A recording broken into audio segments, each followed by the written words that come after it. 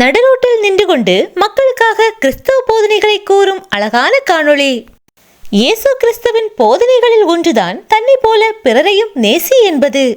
தாங்கள் மட்டும் கிறிஸ்தவ பிள்ளைகளாக நிம்மதியான வாழ்க்கையை வாழ்ந்து பரலோக ராஜ்யத்தில் பிரவேசிக்கலாம் என்று இல்லாமல் தவறான பாதையில் செல்லும் மக்களையும் நாளைய தலைமுறையான இளைஞர்களையும் நல்வழிப்படுத்த நடுரோட்டில் நின்று கொண்டு கிறிஸ்தவ போதனைகளை கூறி அவர்களை நல்வழிப்படுத்தும் முயற்சியில் ஈடுபட்டுள்ளனர் கிறிஸ்தவ பிள்ளைகள். மக்கள் கிறிஸ்துவை அறிந்து கொண்ட பிள்ளைகளாக மாற கிறிஸ்து நமக்காக செய்த அற்புதங்களையும் கிறிஸ்துவின் மகிமையையும் மக்கள் அதிகமாக நடமாடும் இடங்களுக்கு சென்று அறிவித்து வருகின்றனர்.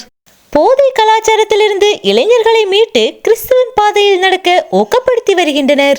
இத்தகைய செயல்களில் ஈடுபடும் கிறிஸ்தவ பிள்ளைகளுக்கு எதிராக தாக்குதல்கள் நிகழலாம், பழி சொற்கள் விழலாம். ஆனால் எதற்கும் அஞ்சாமல் கிறிஸ்தவ போதனைகளை மக்களிடம் துணிச்சலுடன் தெரிவித்து வருகின்றனர்.